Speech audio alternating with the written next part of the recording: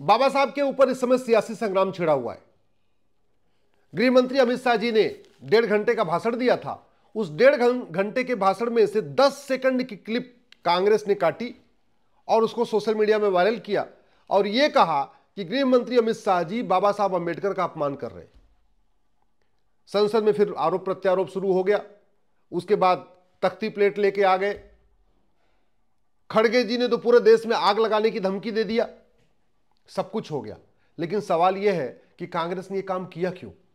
मैं बार बार कहता हूं, बुआई करने के पहले जुताई की जाती है, निराई की जाती है, खरपतवार की सफाई की जाती है, उसके बाद बुआई की जाती है। हमने निराई, गुड़ाई, जुताई, खरपतवार की सफाई नहीं किया, इसीलिए यह हो रहा है कि भारत के गृह मंत्री का वीडियो, एक 10 सेकंड का वीडियो काट के उसको अलग कंटेस्ट में दिखाया जा रहा है और देश में नफरत की आग फैलाई जा रही है। कांग्रेस के पास बड़े वकीलों की फौज है, इसलिए कांग्रेस के लोग जब कुछ भी बात करते हैं तो पहले अपने वकीलों से चर्चा कर लेते हैं।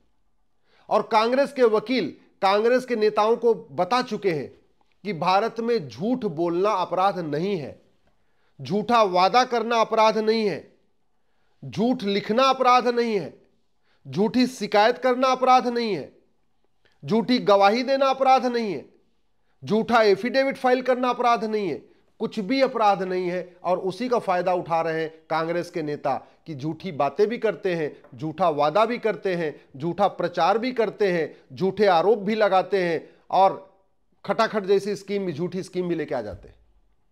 क्यों लाते हैं? क्योंकि हमने झूठ को गंभीर अपराध घोषित नहीं किया। हमने पुराने आईपीसी को बदला, नया भारतीय न्याय संहिता बनाया, लेकिन इसमें झूठ के लिए हमने एक भी चैप्टर नहीं रखा, झूठ को गंभीर अपराध घोषित नहीं किया। जबकि दुनिया के कई देशों में झूठ बोलने पे 10 से 20 साल की सजा होती है। और यह पहली बार नहीं हुआ है। अभी इलेक्शन के पहले प्रधानमंत्री मोदी जी का इन्होंने फर्जी वीडियो वायरल किया, गृह मंत्री अमित शाह जी का फर्जी वीडियो वायरल किया था, उत्तर प्रदेश के मुख्यमंत्री माननीय योगी जी का फर्जी वीडियो वायरल किया था, नड्डा जी का फर्जी वीडियो वायरल किया था, भागवत जी का फर्जी वीडियो वायरल किया था, बीजेपी के कई अलग अलग नेताओं का फर्जी वीडियो वायरल किया था। क्यों? क्योंकि फर्जी वीडियो बनाना भी गंभीर अपराध नहीं है, फर्जी वीडियो वायरल करना भी गंभीर अपराध नहीं है। और एक जो कानूनी अड़चन यह भी है कि अगर आप किसी की मानहानि करते हैं तो कोई दूसरा उसके लिए मुकदमा लड़ने नहीं आएगा, जिसकी मानहानि होगी उसी को कोर्ट में आना पड़ेगा और एक बार नहीं, उसको बार बार आना पड़ेगा। तो इनको पता है कि मोदी जी के बारे में कुछ भी झूठ बोल दो, वो मानहानि का केस तो करेंगे नहीं, क्योंकि उनको वो कोर्ट तो आएंगे नहीं। गृह मंत्री के बारे में कुछ भी झूठ बोल दो, गृह मंत्री जी मानहानि का केस करेंगे नहीं, वो खुद कोर्ट में लड़ने तो आएंगे नहीं, क्योंकि जो मानहानि करता है वो उसको खुद ही कोर्ट में आना पड़ता, कोई उसके लिए कोई और मानहानि नहीं कर सकता। उदाहरण के लिए मेरे सामने भारत के प्रधानमंत्री जी की मानहानि होती रहे, बार बार होती रहे, लेकिन मैं कुछ नहीं कर सकता हूं, मैं उनके लिए केस फाइल नहीं कर सकता। उनको खुद ही आके कोर्ट में आना पड़ेगा, खुद ही कटघरे में आना पड़ेगा, खुद ही अपनी गवाही देना पड़ेगा। तो ये कांग्रेस के नेताओं को पता है, इसीलिए वो फर्जी आरोप भी लगाते हैं, फर्जी वीडियो भी बनवाते हैं, फर्जी प्रचार भी करते हैं, फर्जी वादे भी करते हैं, सब कुछ करते रहते हैं। समाधान क्या है? समाधान यही है कि भारतीय साक्ष्य संहिता में सबसे पहले झूठ को गंभीर अपराध घोषित किया जाए। झूठ पकड़ने के लिए नार्को पॉलीग्राफ ब्रेन मैपिंग कानून बनाया जाए, पुलिस रिफॉर्म किया जाए, पुलिस चार्टर लागू किया जाए कि किसी भी मुकदमे की जांच 1 महीने के अंदर कंप्लीट हो जाएगी। जुडिशियल चार्टर लागू किया जाए कि जज साहब को 1 साल के अंदर फैसला देना ही देना है। सिटीजन चार्टर लागू किया जाए कि कोई भी नागरिक न झूठ बोलेगा, न झूठी गवाही देगा, न झूठा एफिडेविट फाइल करेगा, न झूठी विरासत बनवाएगा, न झूठी वसीयत बनवाएगा। कोई भी नागरिक न झूठा आधार बनवाएगा, न झूठा राशन कार्ड बनवाएगा, न झूठा वोटर आईडी बनवाएगा, न झूठा बर्थ सर्टिफिकेट बनवाएगा। एक सिटीजन चार्टर बना के हर सिटीजन की उस पर अंडरटेकिंग ले लेना चाहिए कि मैं ये काम फर्जी नहीं करूंगा। मैं बार बार पहले भी कितनी बार कह चुका हूं, आज कांग्रेस जिंदा है तो घटिया कानूनों के कारण, और जब तक अंग्रेजों के सारे कानून खत्म नहीं होंगे और कांग्रेस के द्वारा बनाए गए कानून खत्म नहीं होंगे, तब तक कांग्रेस खत्म नहीं होगी। अगर हम कांग्रेस मुक्त भारत चाहते हैं, और बहुत जरूरी है कांग्रेस मुक्त भारत बनाना, तो सबसे पहले हमें पुलिस रिफॉर्म करना पड़ेगा, जुडिशियल रिफॉर्म करना पड़ेगा, एडमिनिस्ट्रेटिव रिफॉर्म करना पड़ेगा, इलेक्शन रिफॉर्म करना पड़ेगा, एजुकेशन रिफॉर्म करना पड़ेगा। अगर हम कांग्रेस मुक्त भारत बनाना चाहते हैं तो हमें संपत्ति को आधार से लिंक करना पड़ेगा। माननीय प्रधानमंत्री जी ने 2017 में कहा था कि हम प्रॉपर्टी को आधार से लिंक करेंगे। 2024 आ गया, मुझे नहीं समझ में आ रहा है कि वो कैसे काम रुक गया।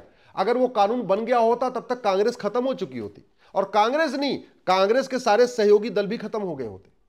प्रॉपर्टी को आधार से लिंक करते ही समझ में आ जाएगा कि मुलायम परिवार के पास कितनी प्रॉपर्टी है। प्रॉपर्टी को आधार से लिंक करते ही समझ में आ जाएगा कि गांधी परिवार के पास कितनी प्रॉपर्टी है, सोरेन परिवार के पास कितनी प्रॉपर्टी है, स्टालिन फैमिली के पास कितनी प्रॉपर्टी है, अब्दुल्ला फैमिली के पास कितनी प्रॉपर्टी है, महबूबा फैमिली के पास कितनी प्रॉपर्टी है।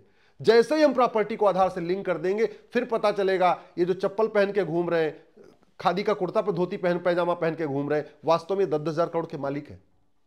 और जब आपकी बेनामी प्रॉपर्टी पकड़ में आ गई, उसके बाद एक कानून बन जाए कि काला धन बेनामी संपत्ति 100% जब्त होगी, और जिसके पास आय से अधिक संपत्ति होगी उसको आजीवन कारावास फांसी देंगे।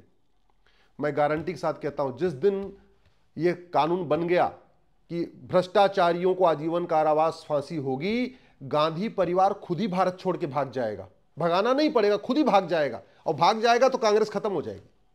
जिस दिन हमने काला धन बेनामी संपत्ति आय से अधिक संपत्ति 100% जब्त करने और भ्रष्टाचारियों को फांसी देने का कानून बनाया, सोरेन फैमिली भाग जाएगी, जेएमएम खत्म हो जाएगी। जैसे ही अगर हमने भ्रष्टाचारियों को फांसी देने का कानून बनाया, महबूबा और अब्दुल्ला फैमिली भाग जाएगी। जैसे ही हमने भ्रष्टाचारियों को फांसी देने का कानून बनाया, हरियाणा से हुड्डा फैमिली भाग जाएगी। जैसे भ्रष्टाचारियों को हम फांसी देने का कानून बनाएंगे, मुलायम फैमिली भारत छोड़ के भाग जाएगी। जैसे भ्रष्टाचारियों को फांसी देने का कानून बनाएंगे, आपकी लालू फैमिली भारत छोड़ के भाग जाएगी, स्टालिन फैमिली भारत छोड़ के भाग जाएगी, बंगाल से भी कई परिवार भाग जाएंगे। केवल हमें कानून बनाने की जरूरत है। लेकिन अगर इस डर से कि नहीं कठोर कानून आएगा तो हमारे चाहने वाले भी कुछ जेल जाएंगे, तो बड़ी स्वाभाविक सी बात है। धर्म युद्ध में यह नहीं देखा जाता कि सामने से कितने मरेंगे और हमारे कितने मरेंगे। जब धर्म युद्ध लड़ते हैं तो स्वाभाविक सी बात है, जीतने के लिए लड़ते हैं, और उसमें साम दाम दंड भेद कृष्ण नीति अपनाते। भगवान कृष्ण को पता था कि महाभारत होगा तो इधर से अभिमन्यु मारे जाएंगे, द्रौपदी के 5 बेटे मारे जाएंगे, लेकिन उन्होंने इसकी चिंता नहीं किया, फिर भी महाभारत होने दिया, फिर भी हुआ, महासंग्राम हुआ। भाई बड़ी सीधी सी बात है, महाभारत में भीष्म पितामह भी मारे गए थे, द्रोणाचार्य भी मारे गए थे, कुलगुरु कृपाचार्य भी मारे गए थे, कर्ण भी मारा गया, अश्वत्थामा भी मारा गया, दुर्योधन मारा गया, अलग बात है। लेकिन जहां धर्मयुद्ध करना है तो ये नहीं हम कर सकते कि नहीं हम केवल इस डर से कानून न बनाए कि अगर हम कानून बना देंगे तो हमारे पक्ष वाले भी जेल में चले जाएंगे। अरे जेल में जाएंगे तो जाएंगे, लेकिन चोर मतलब चोरों को बचाने के चक्कर में जो डकैत बाहर घूम रहे हैं, कम से कम डकैत तो बंद हो जाएंगे। और एक बार वन टाइम की बात है, एक बार चले गए तो चले गए, लेकिन अराजकता तो खत्म हो जाएगी। इस घटिया कानून के कारण भारत की डेमोग्राफी बदल रही है। घटिया कानून के कारण भारत में लफ्ज़ जिहाद चल रहा है। घटिया कानून के कारण भारत में ड्रग्स जिहाद चल रहा है। घटिया कानून के कारण भारत में घुसपैठ जिहाद चल रहा है। घटिया कानून के कारण भारत में धर्मांतरण जिहाद चल रहा है। घटिया कानून के कारण भारत में जनसंख्या जिहाद चल रहा है।